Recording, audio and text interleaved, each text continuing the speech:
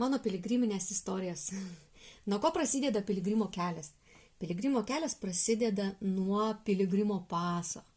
Štai kiek jų yra iš visų skirtingų kelių.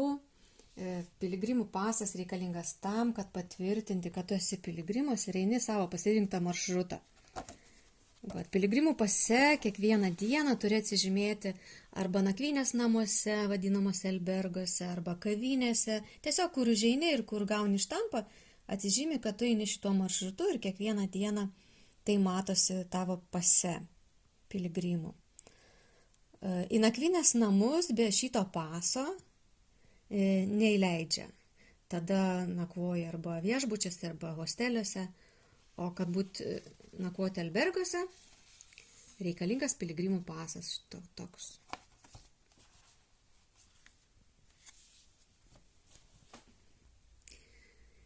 Šitas pasas bus taip pat nuostabus prisiminimas apie jūsų kelionę, apie vietas, kuriuose pabuvojate, primins miestus, albergus. Ir tai bus nuostabu kartais pažvelgti ir prisiminti, kur tu buvai, ką matėjai.